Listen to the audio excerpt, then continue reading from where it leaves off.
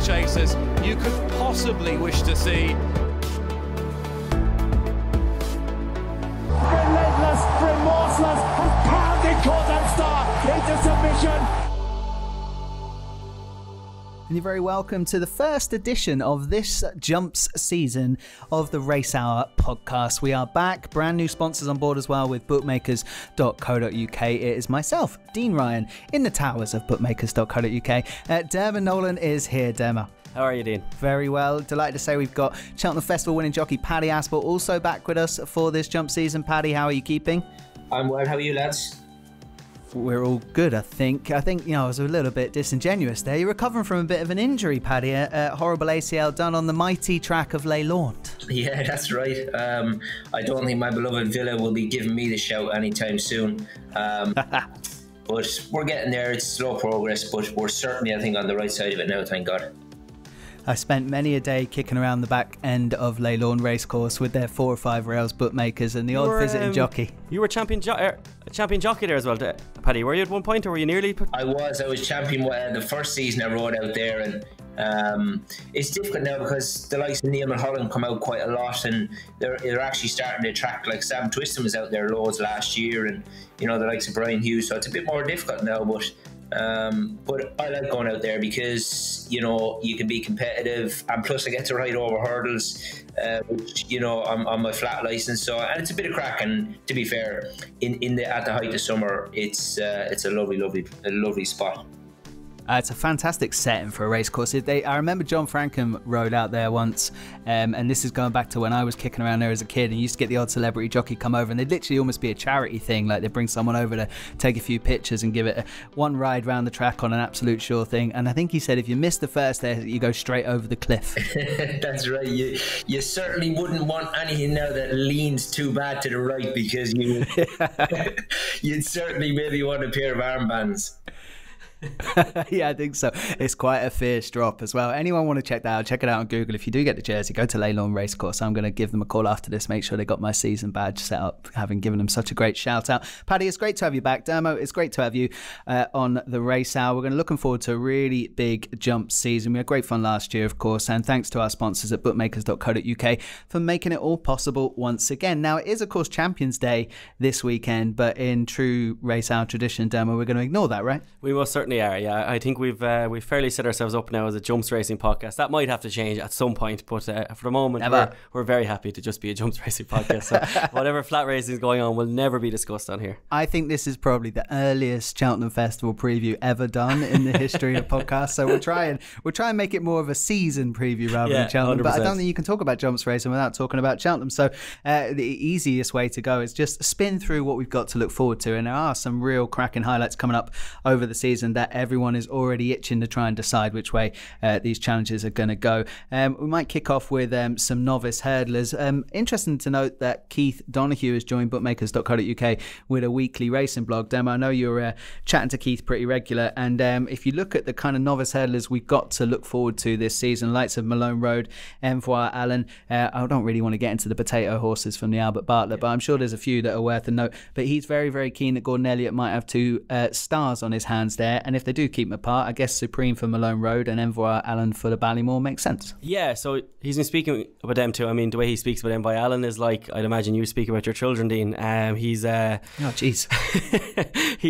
he's absolutely just he's besotted with the horse. He says that the horse could go over any distance, is far from slow, because last season you did hear that a bit, that he was a real staying bumper horse, which of course he is, but all the key keeps saying is at home he's really not short of pace. So he was saying that Malone Road is definitely the speedier type. Of course these two are both from the same owner, so one will end up going to Ballymore and one will end up going to the Supreme. So you'd imagine Envoy Allen will step up and trip, as Gordon has also alluded to himself. So Envoy Allen, he's 10-1 now for the Ballymore, but just the way Keith talks about it, I've never felt as turned on by an anti-post price as just for the way that he keeps talking about the horse. Yeah, this far out, already vying for favouritism. Of course, a very good bumper horse, and that form got a little bit of a franking as well just recently with Time Hill, was it, winning for Hobbsy? Time Hill, yeah, and Time Hill that day as well at Chepstow, he beat Fiddler on the Roof. That looked a very, very decent race, and it's a deep enough division, as we always expect. I mean, like you're looking at the Supreme there, and you've got the likes of Blue Sari as well, who was second to Envoy Allen himself last year. He gave him an absolute world of a fright. And then you get into the likes of the kind of, the Rich Richie horses that everyone's always trying to track each year. And which one is it this year, please? We don't know. There's loads of them, because remember last year when we would have worked in Betbright, it was the Sheedy had a lot of those horses didn't come out. So you've the likes of A1, you've 5 o'clock, you've John Snow, who everyone is kind of talking about. So all these horses are there. They're obviously really expensive horses who should be very, very smart. And the Supreme and the Ballymore, it'll take a while to sort out, but Envoy Allen and Malone Road will be at the top of that. Then you've got the likes of Blue Sari. But just kind of one horse there that I was looking at, Dean, as well for the Ballymore is Ask for Glory, the Paul Nicholls horse from last year. Bumper horse, looked very, very good. As Paul Nicholls said himself, they kind of really threw him in at the deep end for the champion bumper, and he rather drowned on the day. He just didn't go with it at all. He pulled the head off himself. But he's 33-1 for the Ballymore, and if he's as good as Paul Nicholls talks about, you're potentially on a horse there who could come out early this season, win. Paul Nicholls will talk him up no end, and you could just be on a horse that'll go off a lot shorter. So he's 33-1 for the Ballymore. I think that's very interesting, but it's hard to avoid that kind of each way double of Malone Road and Envoy Allen just by the way the Keith Dunn who's talking on the bookmakers.co.uk. It's almost something that you want in your anti-post book if you are going to get involved this early, because then it saves you worrying about whether you have to back them at 6-4 on the day. that is it, exactly. So I wouldn't be too put off with that. Actually, Ask for Glory that you mentioned there, Paddy, I'm pretty sure you were quite keen on that animal last season. Yeah, that's right. Good shout by Diarmuid. I mean, there's no doubt. The thing is, he won his point nicely. He was very, very impressive at Chepstow. And I think, it was the end of December, and then we never seen him until the bumper at Cheltenham. And I just think he had enough done, for a young horse, and he just ran at that as well. He was over the top, he over raced, and he was well beat on the day. But I do think he's a very, very nice animal, and I think Dermot spot on. It'll be interesting to see what sort of route Nicholls takes with him. But I was quite impressed with this chap last year, simply because I'm just a massive fan of the sire, Fame and Glory. I think he's a cracker. There's several really good up and coming jumping sires there on the go at the minute, but he's certainly one of them. Is it something that yards right now, Paddy, will be very... I'm not going to say... nervous is probably the right phrase. I mean, you've got a lot of very young, talented horses that are going to either have to face hurdles for the first time, or maybe they've had a few schooling races. Like, what kind of makes them turn into exactly what they want? How difficult is it to prep out early season campaigns for these horses before the big races come up? You 3 or 4 months to get it right. Do you need 2 or 3 runs? Do you need plenty of schooling races at home? What will they be doing? Well, I suppose each of them, they're all different. Some horses need less schooling than others. It's like anything, even with humans. Some people do things a bit more natural and easier than others, and they don't need as much practice, whereas you can overschool a horse and you can underschool.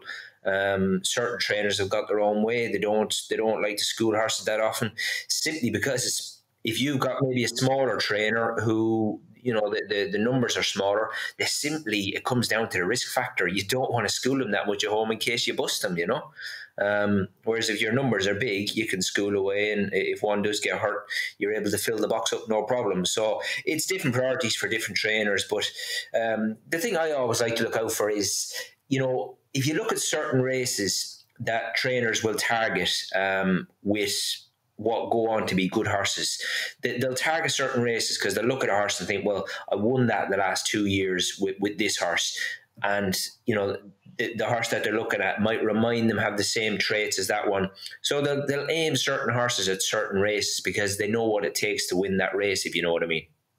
A certain track's also a little bit fairer to, the novice hurdlers than, say, a more seasoned type or one that they're not concerned about jumping. Would there be certain places they might aim these types of horses, apart from, previous experience that they've had there winning certain races? Are there easier tracks to kind of unleash these types? Well, I think generally, you look at the likes of Penton Hills. He went straight he made his debut over hurdles at Plumpton, didn't he? And then he was straight into the deep end next time. Every trainer will always go for a bit of a penalty kick first time because that's what you want. You just want to get him out, get a look at him, and you want to get from A to B and see what you have. But you're not going to learn an awful lot, but it's just a case of getting the wheels in motion. Okay, Interesting stuff. I think we've nailed a couple of horses maybe to look out for from an anti-post point of view, likes of Malone Road and Envoy Island right at the tops of their markets. But if they are split that way, you might be sitting on a bit of value after they do get a few runs under their belt. And Dermo, you mentioned Ask for Glory, which I know Paddy was keen about last year. So that's another kind of long range dart. Any others you want to pick out, Dermo, before we do kind of kick on? I'm always looking forward to this group of horses, but we do need to see them run. We do. So yeah, no, as far as novice hurdlers goes, I tend to kind of hold tough. It's just the one again from the Bookmakers.co.uk piece. Was chatting to Keith Donoghue, and he absolutely seems to love as well Fury Road, who is a 40-1 shot for the Albert Bartlett. So always good to have a horse for that division, but I tend to let that I wouldn't worry about the Albert Bartlett generally until the day before the race, really. Trainers always have this wonderful get out and connections of all horses, including jockeys, Paddy, and I'm going to throw this at you. Anything they do over hurdles is a bonus. Yeah. It's not really a bonus when you've got races like the Supreme and the Ballymore and the Albert Bartlett to go for. I mean, you look at a horse like City Island last year, who I wonder what's going to happen with that horse now as it moves on, probably over fences. Only ever trained for one day. Owner was involved with the race. Everything about that horse was drilled into it coming good, and they came good at Cheltenham. This line, you know, anything that happens over hurdles is a bonus, Paddy. I'm sure it's one you've used before. Oh, for sure. I mean, what's the first thing you say when you get into a taxi? Go on. How long are you on till? That's very true. It's the done thing, isn't it? But I suppose sometimes, you know, you can watch horses jumping hurdles, and sometimes you can see, you think, God, he'll be far better over a fence. But I mean, generally, look, if they're able to jump a fence, they should be very capable of jumping a hurdle. But obviously, they've got to climb the ranks. One I just wanted to ask Dermo about, if Keith had said, did he mention Andy Dufresne? He had. In passing, he wasn't in his 10 to follow because he had that covered between the novice hurdlers. But again, Andy Dufresne would be up there with the other two, Malone Road and Envoy Island. The three of them are very smart animals, and God knows where they could all end up. But by the sounds of it and by the kind of look of it all, I'd imagine Andy Dufresne and Malone Road could end up clashing over 2 miles, I'd say. Yeah. Yes. Looking that way, isn't it? Yeah, it is. And it's kind of hard to separate two horses like that because they both look like speedsters, don't they? Yeah. It's going to be very hard for that yard to keep them around. I know there's plenty of penalty kick opportunities around, and they'll obviously farm a few of those. But once the bigger days come along... Oh, you can't not clash. No, they're going to have to decide on a trip pretty early for Malone Road and Envoy Island, and then Andy Dufresne will fit in where he fits in because different owners. So going to be a fascinating time. Great to see Cheveley Park actually having some success and getting some really good horses for the season ahead, because you can imagine if we get another powerhouse owner involved with the purchases of young stores, especially with Gigginstown backing out, that we're going to have some nice races in prospect. One final point before we do move on to some novice chasers. You were talking there, Demo, about Rich Ritchie, and perhaps I think a few people questioned last year whether love was falling out of the game for his band of horses. It looked like he was down on runners. It looked like he wasn't at the big parties where he normally would be. And you made a very good point about just having a lot of horses back there who weren't getting runs because of the ground. Yeah, they couldn't. They're all soft ground horses, yes. Yeah.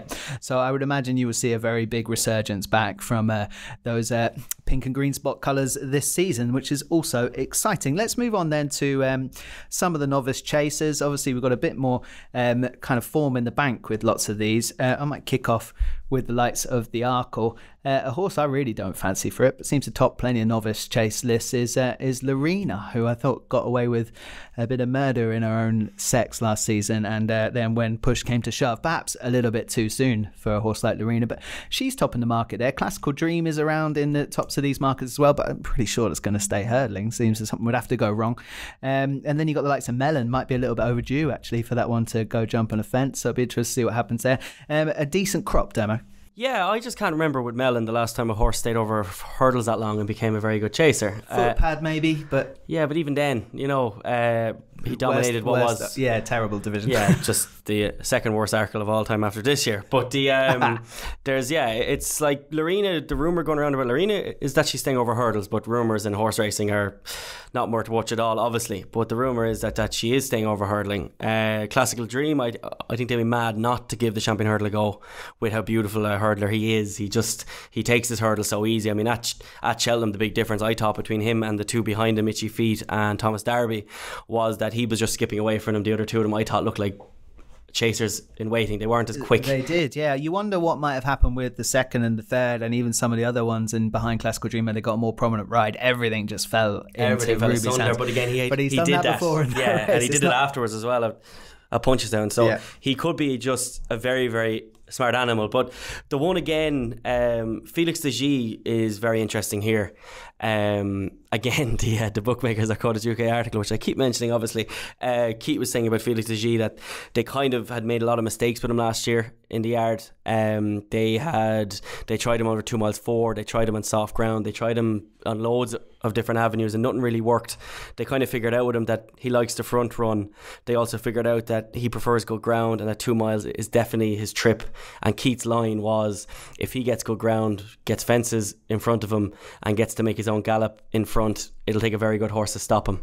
So over 2 miles, Gigginstown don't generally have these kind of 2 miles chasers, so he'll fit in beautifully into their whole setup. He won't be worried about clashing into anyone else. And Felix de G there at 16-1 is very interesting, but the Arkle division, I tend to just let it figure itself out for a while, because the first 4 or 5 in that market probably won't run in it. There is, yeah, I agree. Looking at the top of the market, it'd be like hurdles, and then you get some horses that might turn up.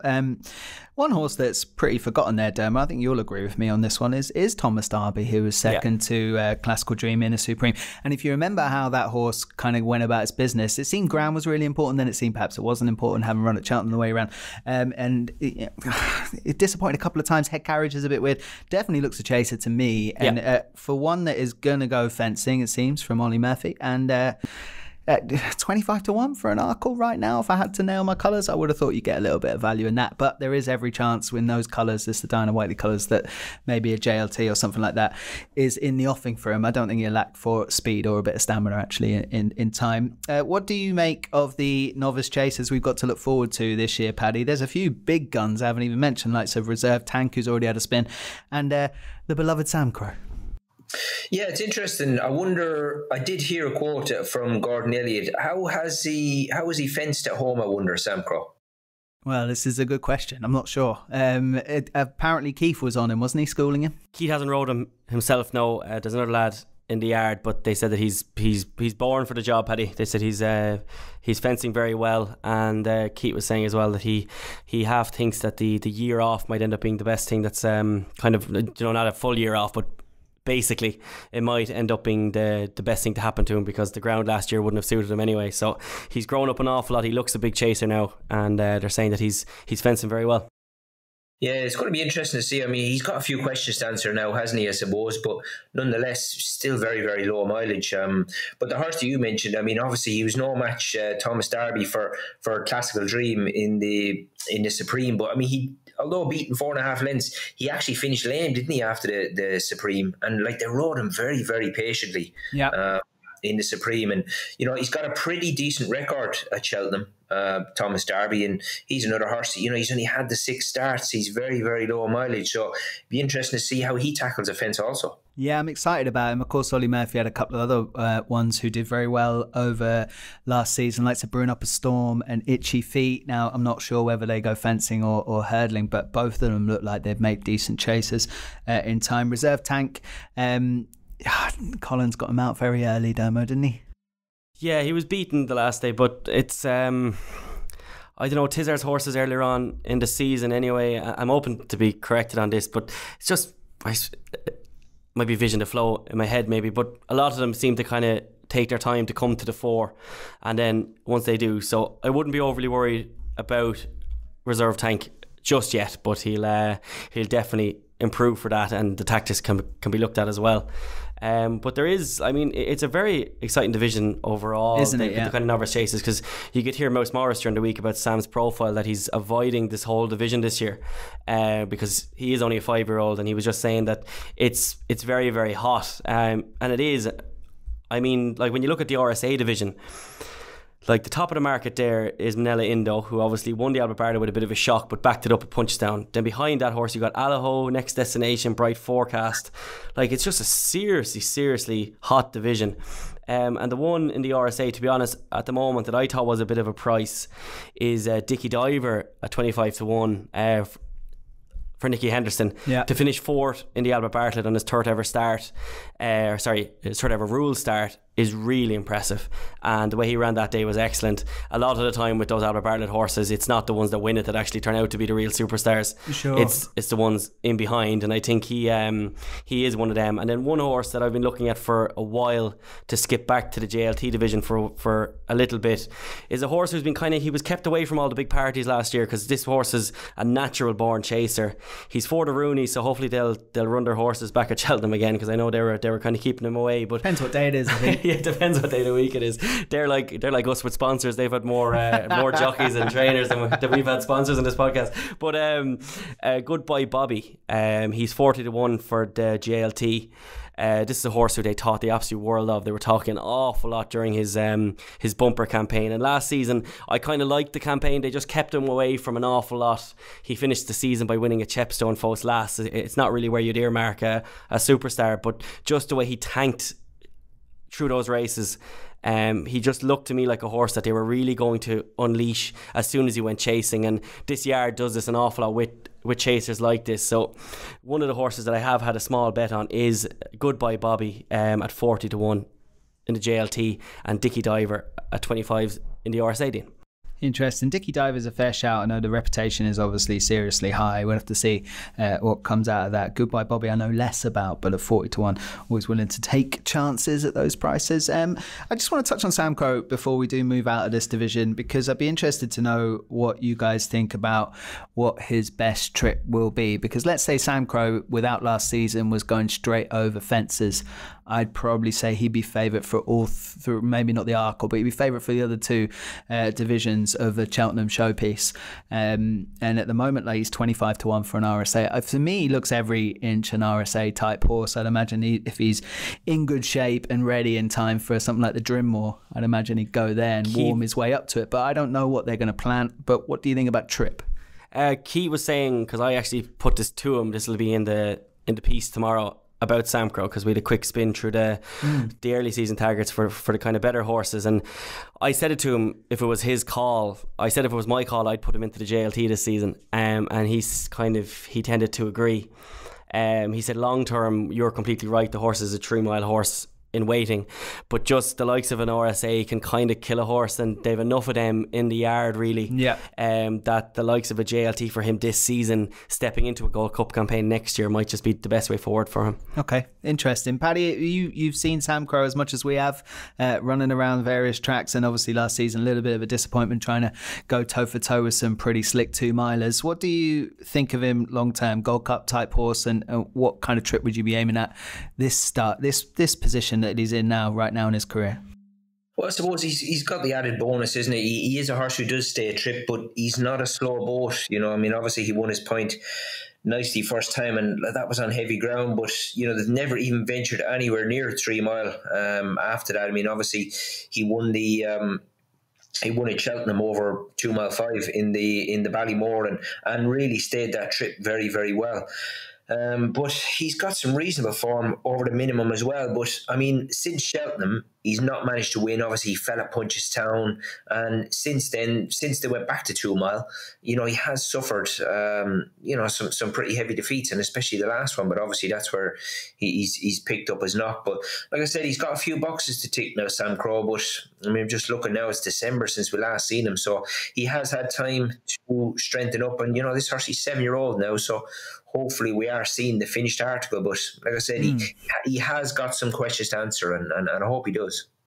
Yeah, so do I. I'm really he could be the star of the show if it all goes to plan, and it would be great to see Sam Crow back firing on all cylinders in what looks a hot division across all the various different trips. If he can slot in somewhere, I'd be very happy to see Sam Crow at the top of the tree again. I can't stress enough there how that RSA, we keep saying every season, this year's Gold Cup is going to be amazing, and it never happens. But that RSA division this year, if a lot of them go towards it, is going to be one hell of a race, because those front 3 from the Albert Bartlett last year, front 4 really with Dickie Diver, they're all 4 massive stamps of chasers, and you even have the likes of Lisnick or Oscar, who's way down the market there. He's a very smart horse. You have an awful lot of brilliant horses there, so we could be in for an absolute cracker of division this year. I will confess to having already backed Sam Crow for the RSA at a big price. You might know that's where I'm steering all my questions. Tell me I'm right.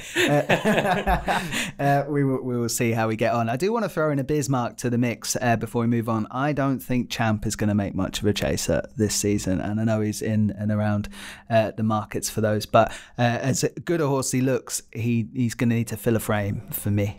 Yeah, he looked a proper hurdler last year, didn't he? That run at Aintree last year, he looked the real thing. Now, there is a big frame there, so if he does fill it, he will.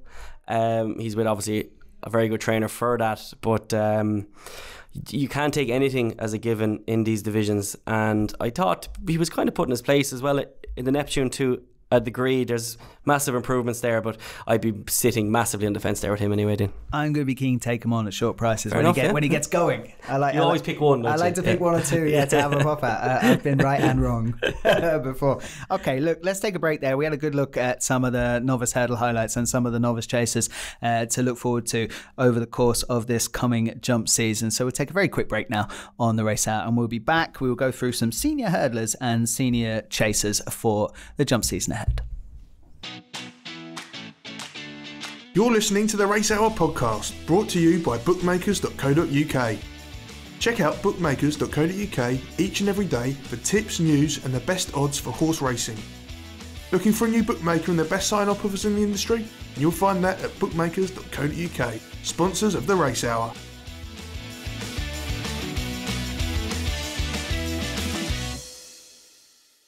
Okay, and welcome back to the Race Hour. Myself, Dean Ryan, Diarmuid, Nolan and Paddy Aspell. We spent the first half of the show here, sponsored of course by bookmakers.co.uk, having a look at the season ahead with novice hurdlers and novice chasers. Now, whilst they are two exciting divisions, we've also got even more form in the bank when we start looking at some of the senior hurdlers and senior chasers for the upcoming jumps season. Champion hurdle division last year deciphered, dissected and nailed by Diarmuid Nolan, of course, with Esbar Dallin winning the champion hurdle. Probably only fair to start with you, Derma, about who's going to win this year's race. Yes, champion hurdle. Heartbroken about Esbar Dallin, first of all. What a performance that was, and it would have been great to kind of find out, because the race did have an air of falling apart to a degree. Now his time and everything backed that up, but it would have just been great. Yeah, it would have been great for it to be properly tested again this season. Exactly, I agree. I do think he was an absolute beast of a horse, and I said it all season. I really do, and this year's renewal looks very good, doesn't it? Well, and Sir Eric as well. With what could have been this year round, including with Esbar Dallin and Sir Eric, we were looking at perhaps a new golden age, and now we've got some of the same horses again. We do, exactly.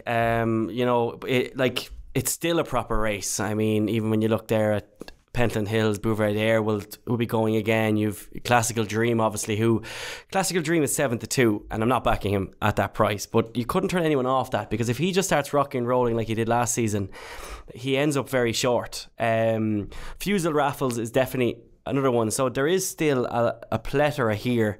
It's just, as you said, can you imagine this division now? A Classical Dream, Sir Eric, Esbar Dallin fighting, and then you'd have the likes of Pentland Hills and Fusel Raffles behind them. Yep. You're looking there at a serious 5 brand new horses there at the top of the market. Now we have 3, but Bouvardere 8-1. Dean, as big a fan as you are, can you see him? I'm not that big a fan for this year, I have to say, and he kind of fills the My Tent or Yours and the new one spot this year in this year's division. You've got to go and beat him, that's for sure, but something probably will. Every win will be a bit emotional as well, but yeah, again, the 2 I've landed on here, one of them I backed last year, he just never made it back, is Saldier. If you like Esbar Dallin, you kind of have to like Saldier, because he was coming last year in that race at Naas to trouble him jumping the last. He was travelling much sweeter, and he came down, and just for the cut in the face and the injuries that he got, they just wouldn't heal on time, so they just kind of pulled up stumps. But he's still only 5 going on 6, so he's still plenty young enough. The year off again, surprisingly, could just do him the world of good, and he could fill out. As Willie Mullins said, a lot of people seem to have forgotten about him, but they certainly haven't, and I haven't either, because that performance at Punchestown Festival when he won was absolutely breathtaking. It was so good that Robbie Power spent nearly the whole summer talking about him. So like he's a brilliant horse, and 20-1. And the second one, now people laugh at me a lot anyway, Dean, and people will raise their eyebrows at me, but here we go. Angel's Bread at 50-1. Yeah, we're backing for the Greatwood first, right? Yeah, like, so he's going to have a very similar season, I think, in my own head. Nicky Henderson said he'll start off over hurdles. He will make a very good chaser, but he'll start off there. So he's going to have, in my mind, a brain power type season. Right. In that he'll start off in, it could be that handicap hurdle at Ascot, the brain power one, or it could end up being a Greatwood, because he's only off 146. There's a race in him off that mark anyway. And if he wins that and then steps on and ends up in one of these really poor UK grade 2s or grade 3, like the Moore Battle or the whatever else, he can all of a sudden knock up a sequence of 3 or 4 wins. He definitely won't be 50 to 1 after that. That's fair. And this is a horse that Nicky Henderson has been talking about as if the world that he's absolutely brilliant. Reserve Tank that beat him at Aintree went on and franked that form. He made a terrible mistake at Cheltenham that completely blunted his progress. We are nowhere near the bottom of this horse, and to take a price of 50 to 1 to find out, I'm happy enough to do that. Yeah, fair enough. I think you're on the 2 hipster horses there of the champion hurdle market. I think there's bigger hipster horses there. Yeah, no, maybe not. Saldier and Angel's Breath. I'd love, after telling everyone that Angel's Breath was going to win everything last year, if he does do it this year, I will make sure I'm on the train at some point. Yeah, we didn't shut up about that horse. No, we didn't. Yeah. Hopefully with some justification this time around, we will find out. That's a wild shot. But if it goes and wins a Greatwood and then maybe something like a couple of one of the lower grade trials, then you are not on a 50 to 1 shot. I agree with that. Pentland Hills, I guess, is interesting there. Paddy, the Champion Hurdle division is a question of perhaps what might have been, but we have got some horses that can step up. Classical Dream will need to again to win a Champion Hurdle, but everything about what we saw from last year looks like a Champion Hurdle horse. Yeah, he's very, very high class, isn't he? Classical Dream. I mean, he's unbeaten since Willie Mullins has managed to get his hands on him. But I suppose the horse that you mentioned, Pentland Hills, he's probably the one, Dino, who, he's got fresher legs. He's only 4-year-old Pentland Hills. I mean, God, he's only had 3 runs over hurdles. But I just thought he got the job done at Cheltenham, even though, he overjumped at the first, and that really could have unsettled the whole job to begin with, but he still managed to get the job done on his second start over hurdles. And then even at Aintree, he was far, far too fresh and keen for Nico de Boinville that day, but he still managed to show a bit of grit, for a pretty, I won't say run-of-the-mill flat horse, but he certainly wasn't outstanding on the flat, but he showed that he stays, he's got a bit of grit, and even though he did probably over-race at Aintree, he still managed to win. I think this chap, if he's wintered well, he's going to make it into a very, very high-end hurdler, Pentland Hills, I think.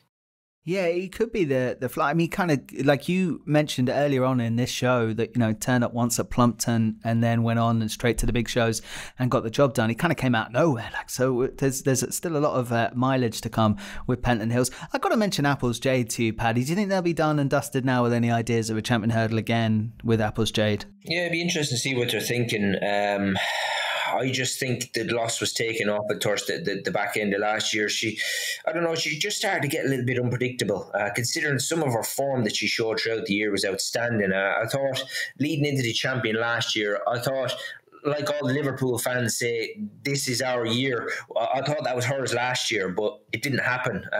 Albeit, look, she got eyeballed from the get-go in the champion by it was Mellon, wasn't it? And yeah, really upset the job. But look, she never showed up there and never showed up after. So another one, I think her price reflects maybe what's expected this year. But we've also got to see maybe if what route they're going to go down with her. She doesn't have that bomb-proof kind of champion hurdler gloss that you need with real champion hurdlers. Hurricane Fly, bomb-proof, those types. She goes in and out of season too much, isn't it? That's what they say, because Keith Donoghue, again, we'll hopefully stop mentioning the poor man. As long as he's got something to say, keep going. He'll be saying in this week's blog as well, which is out tomorrow, is that that performance at Leopardstown, he doesn't think there's a single hurdler in the UK or Ireland that would have actually beaten her that day. Yeah, I think that's fair. Was and that then he much of a stand-up? She could walk out the next day at home and would just be lifeless. And he said it's just the way she is. You just have to take her for what she is. But when she's on a going day, he doesn't think there's anything that like a beater. Okay, I mean, that's a 25 to 1 for a champion hurdle. If she did go out and do anything like that before and they go again, it won't be 25 to 1. But again, you take your you take your medicine with a horse like that, can turn up or not turn up. I don't think there's going to be many other surprises in that division than we've covered. Classical Dream could run away with it this year, and it really depends on how that one has summered. You'd imagine in good shape. I remember them getting straight off at Cheltenham and going, "Oh, it's champion hurdle horse," and I think there's people saying, "No, Arkle." Everyone wants to see him jump a fence, but this division does look there for the taking. Pentland Hills, perhaps.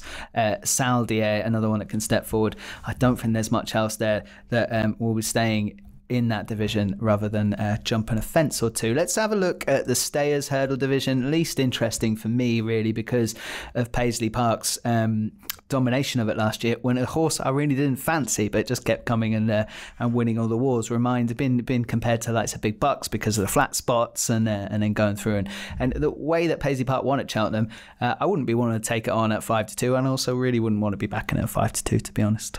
Yeah, no, a beautiful story. It was just great to see an owner like Andrew Gemmell and a trainer like Emma Lavelle to win a big race at Cheltenham. It's becoming rarer and rarer in jumps and flat racing now to have kind of owners and trainers like that and to do it, and it's great for him that he did do it on the big day. But yeah, the way he won, you just wouldn't be looking to take him on. He's looked beaten a few times last season, and that's why I kept taking him on. I kept saying, he'll hit a flat spot one day and something will just skip away from him, but he just seems to make up the ground then so effortlessly. Well, not even effortlessly under the cosh, but he just seems to swamp everything. But I've mentioned him already today. A horse that I absolutely adored last season and I still really like is Sam's Profile.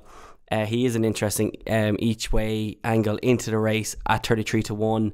He'll go down the Alpha de Zobo route, and that he'll mop up the really poor 3 mile races here in Ireland. There's only 2 of them, I think, or 3 of them.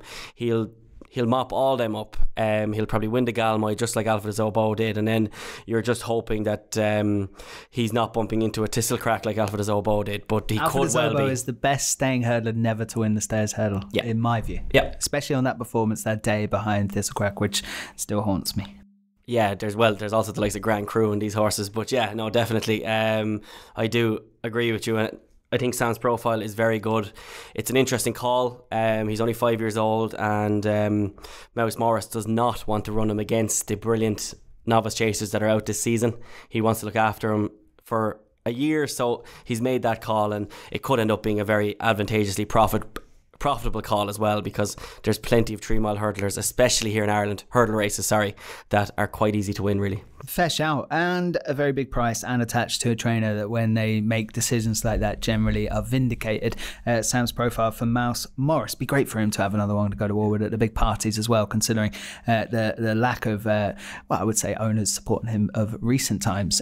Paddy, the Stayers Hurdle division dominated last year when we didn't. I'm not sure we all rode in behind Paisley Park, but do you know Paisley Park reminds me of a greyhound that hits the final bend and then takes off? It's almost like before that can get interfered, get a bad trap or whatever, and still does the business. Is there anything in that division that you're looking forward to maybe mixing up with Paisley Park? It's difficult to look past Paisley Park simply because of his in-running style. He's a real grinder. This, I mean, you stop that Cheltenham race turning in, he wins nothing, does he? Yeah. And I mean, plus, like I say, Aidan Coleman, he switched him out wide and he ended up getting over to that stand-side fence, and he was in front then by the last. So for a horse who stays 3 mile, to show that turn of foot, it's not a word you use very often with 3 mile hurdlers, but just incredible. Got an awful lot of natural ability, that horse, and he climbed the ranks very quickly last year.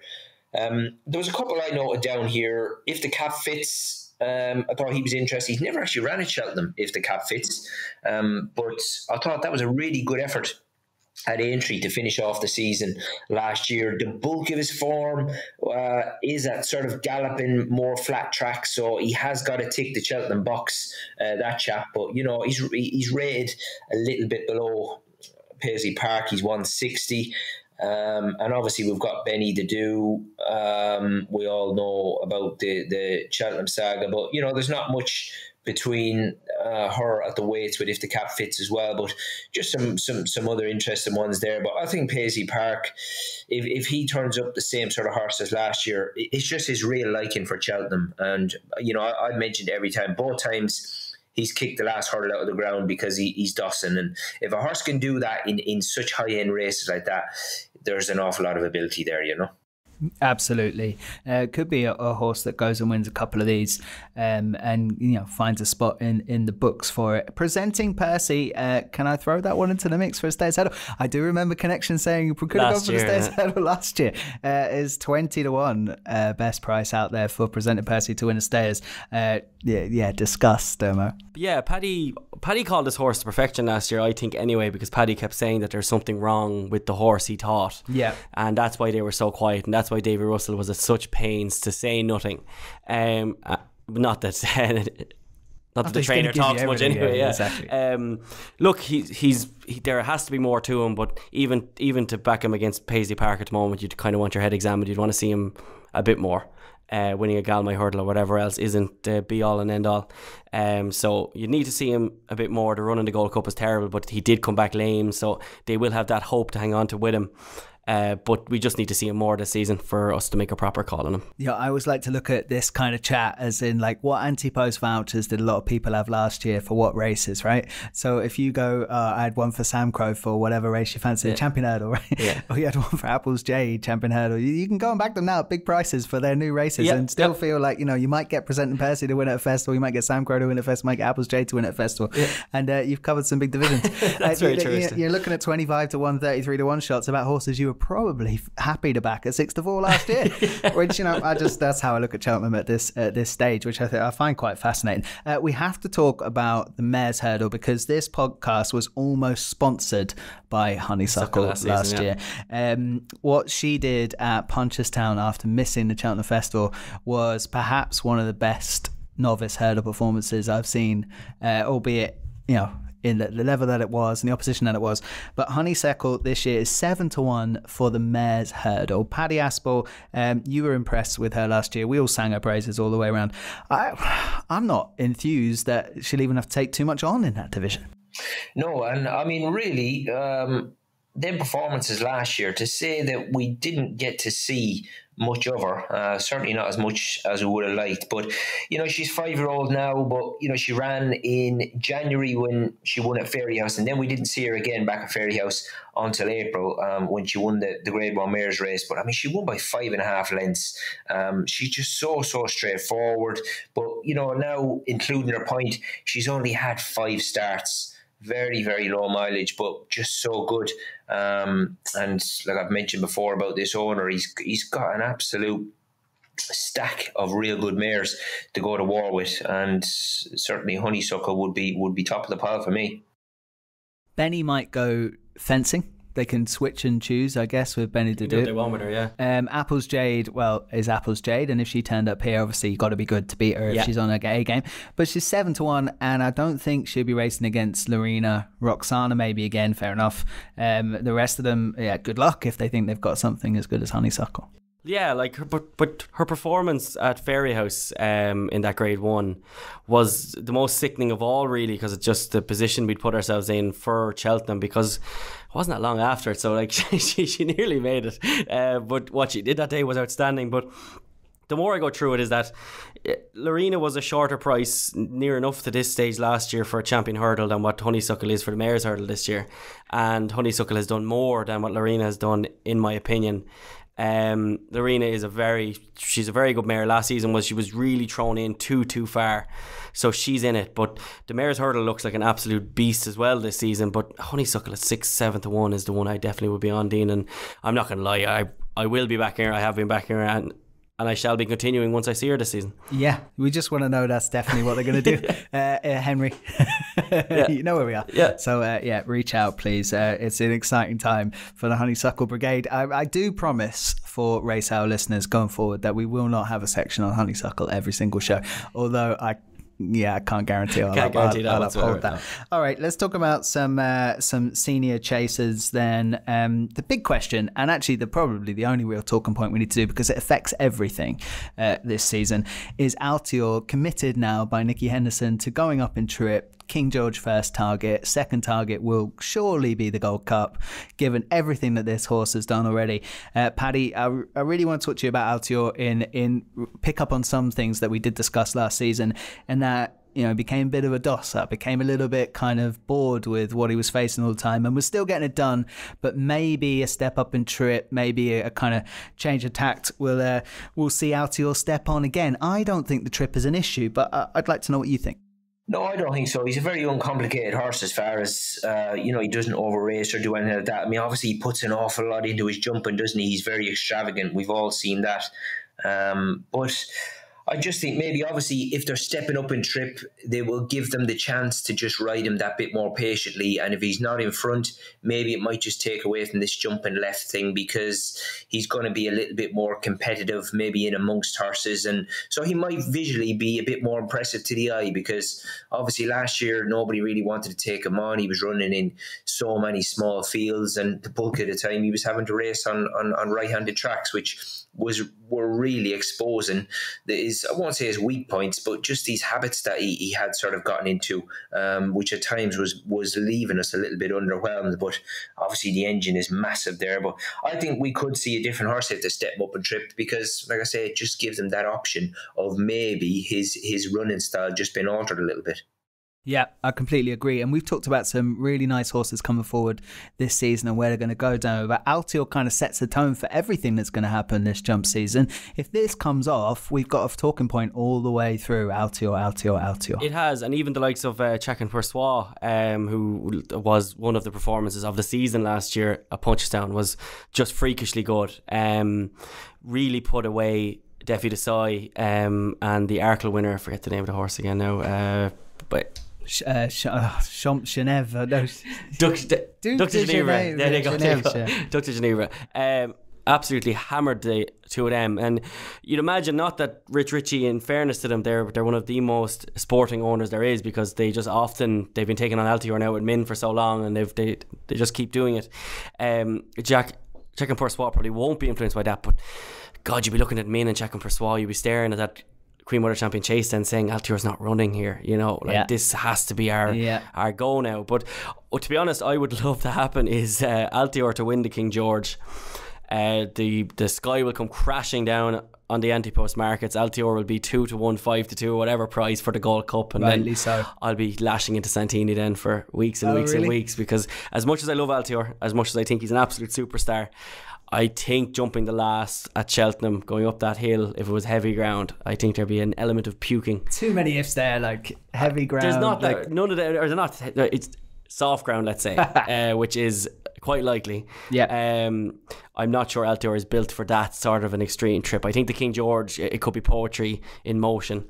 And I'm open to be proven wrong, as I always am, but I think he'd still have a lot to do now to stop the big boat. There could be a touch of the might bites about him at Cheltenham on that kind of ground. I get that, because you're talking about, I always call horses like chess pieces. He's one, might bite was one. They have this absolute strut of class about them, and when it gets a little bit tough, it gets a little bit too tough. And I think Altior's done a bit more than maybe, probably comparing him to a horse that's nowhere near as good in might bite.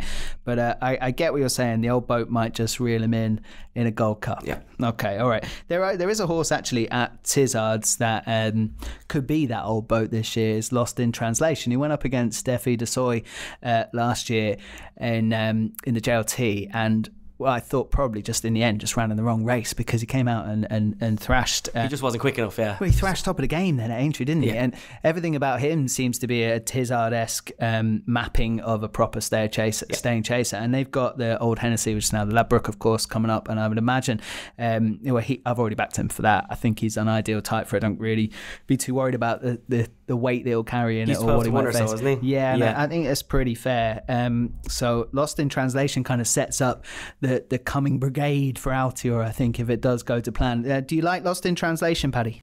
Yeah, certainly, but you've hit the nail on the head. I mean, he just isn't anything flash, this horse. He just is a real grinder, but he's a serious horse to fence.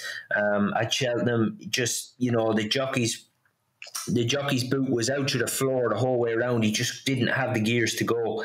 Whereas at Aintree, it was a bit surprising, the boot he showed around Aintree, you know, a flatter, quicker track. But fair play to the Tizzars that on the day that had him absolutely spot on. I mean, he absolutely smashed top of the game. That was a hell of a performance, because really the top of the game, the market thought he was unbeatable on the day, but it was a very, very good piece of training, I thought, by the Tizzars, because this horse, he's got a great constitution and does take his racing well, but nonetheless he still had a very hard race at Cheltenham, simply because he was under the pump from such a long way out. But to freshen him up and get him back to turn in such a decent performance in the mile, May, and like I say, absolutely smashed top of the game by 6 lengths. It was a hell of an effort. It was. I'm really looking forward to him this year. I think the sky's the limit for Lost in Translation. Like you say, not flashy, but I think he could be a force to reckon with, certainly around all those northern tracks as well, when they put on their big staying chasers. I mean, it's not, we're talking about the ones that are stepping through, and I don't want to disregard Deffy, who beat Lost in Translation at Cheltenham. Looks a Ryanair candidate all over. Like, I can imagine that'll go off pretty short for the likes of that race at the festival. But you've got Kenboy, Album Photo, Lost in Translation, 6 Nest, Dermo's favourite horse in the world, Santini. Altior is in there at 14-1 for a Gold Cup. Won't be that price when he wins King George, everybody. Delta Work, who perhaps came out, well, with the most questions to answer after an RSA, but I don't think the prep went anything like they would have wanted. And again, this will be, Keith will explain this tomorrow in his article, but he doesn't think the best horse won the RSA. There's some content in that article tomorrow. My God, it's going to be very long. He thinks that Delta Work, it was by far the best horse coming out of that RSA last season, and that it just went wrong for him. So at 14-1, and then you got Clandas Obo at 20-1. Like, it could well be a Gold Cup, but the problem is we say this every year, and then we end up with Bristol de Mai taking on Annabelle Fly as the top 2 in the market. We'll end up with 5 runners, and Where is presenting Percy Gallup this week, because we don't know. And Equine Flu will kick in somewhere around February and mess it all up. Paddy, I mean, it's a long old list, right? If the Gold Cup was tomorrow, I don't even know where I'd start, but I mean, it's a fascinating group of horses, isn't it? Hopefully we do get a Gold Cup like we've had in the past with the long run Cato and Denman years. There is potential for this group to be very special. Oh, there's no doubt. Very, very interested. I mean, look, you could be here all day talking about the options, but it's just such a long year. You've got to see how horses have summered and progressed. And then also, I mean, the thing is, this time last year, we had so many trainers giving out, especially over this side of the war, about ground. They weren't wanting to let the handbrake off horses yet, whereas now over here there's no excuses. We've had plenty of rain, and horses that are fit and ready to go. At least, thankfully, I think we're going to get the chance to see them pretty early and see enough of them come Cheltenham. So we're going to be, I think anyway, a good bit more in the know. Yeah, I can't wait for it. I mean, every single one of these divisions has excited me now. I'm actually mildly into the jump season coming back. It's back. We do need to kind of wrap up our chat there. I think we've kind of set the taste buds alight. Derma, I know you do loads of homework, so maybe you have some handicappers for us to follow. I was going to put up the one you said might be a champion hurdle horse, so that won't work. Angel's Breath, I'd imagine, will pick up something off the rating, given all the hype about it, but I don't have a lot to add to that. Yeah, so Angel's Breath, 146 there, just has to be a handicap hurdling him off that. I think the Grey Wood to begin with, Nicky doesn't tend to actually start an awful lot in that race, so he could end up at Ascot. He also will have Mr. Fisher, who'll be running off 145, who's another horse who reached a decent level of form last season, was 7th in the Supreme, so definitely won't be far off winning off a mark like that. You've got horses like Superb Story and stuff like that who would have won the Grey Wood off very similar marks, so you are always looking for the Supreme kind of horses who were 8, 7, 6 type of horses and get out with a mark in the 140s. They tend to be the ones that win the early season handicaps like that. There's another horse then called Easy Game for Willie Mullins. He was really well backed for the Ballymore that day. Crazily, just punted and then went to Punchestown and was well backed again under Brian Hayes. Went off about 14s. Never really kind of ran his race both days, but he has to be showing something for the money like that to be coming. So he's off a mark of 142 easy game. You'd have to think that the Mullins will be able to plot a decent handicap hurdle with him. And then over fences, Tower Bridge was second behind A Plotard last year at that novice handicap chase on the first day of the Cheltenham Festival. He's still off 143. He's now a year older, so he's kind of 5 going on 6 now, so there's definitely a race in Tower Bridge as well. Now McGinty is another horse that I've always liked for Stuart Edmonds, who's a very good trainer. He'll be running off 144 this season. He's a definite handicap chaser who will be picking up a decent chase somewhere, nothing top level but something decent. And in the horse Dean that will win a very big handicap chase this season, a horse who I've loved for a long time, and I can't believe his mark really, of 149 is Discorama.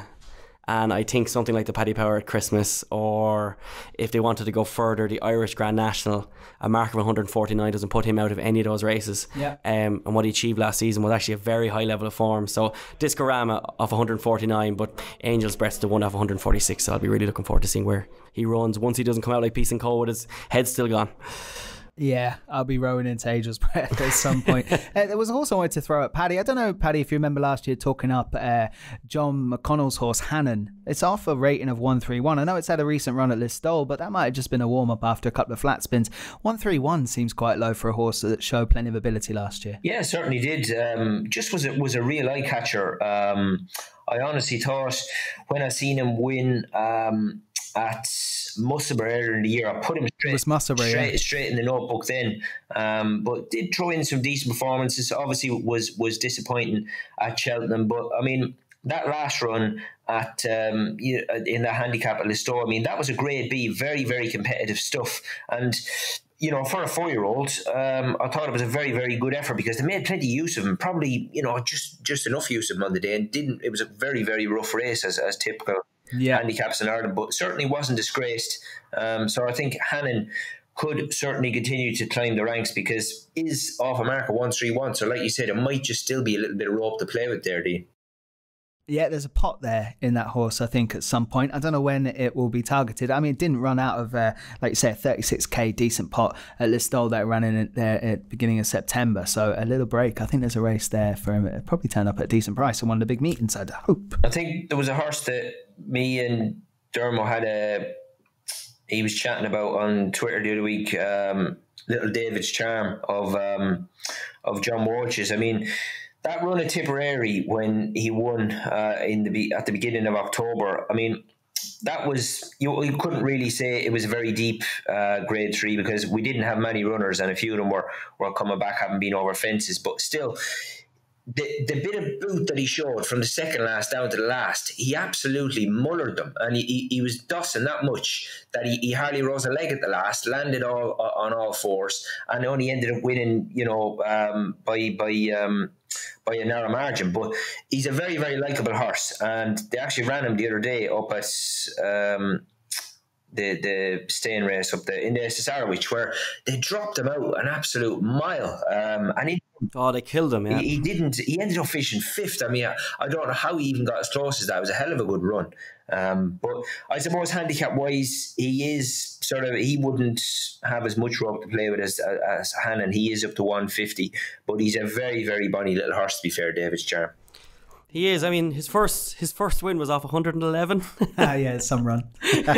He's some pony. He's up to 150 now. Yeah, so they'll be plotting him. I'd say similar enough to how Kidd plotted Rashan. You'd be looking for those grade 3s and grade 2s now around the place that might cut up, really. You can put more fine in 1 or 2 races still. No. With that horse. Okay, I've really enjoyed this. Set the taste buds alight, as I say, for the jump season ahead. I confess to a few anti-post bets. I think Thomas Darby in the Arkle, Sam Crow in the RSA. I'm on Lost in Translation for this Ladbroke coming up, and then I think that one will play a part in the Gold Cup picture. And the 5-2 about Altior has been one of my favourite buttons to press of late for the King George. But, you know, that's what it's all about. Can't wait for the jump season ahead. Paddy, thanks very much for joining us on the Race Hour. Dermo, it's good to be back, isn't it? It's absolutely great to be back, lads. Thanks to bookmakers.co.uk. We will be back next week. Enjoy Champions Day if that's your thing. It's not for us. You've been listening to the Race Hour, brought to you by bookmakers.co.uk. Your best bet for tips, news and bookmaker reviews.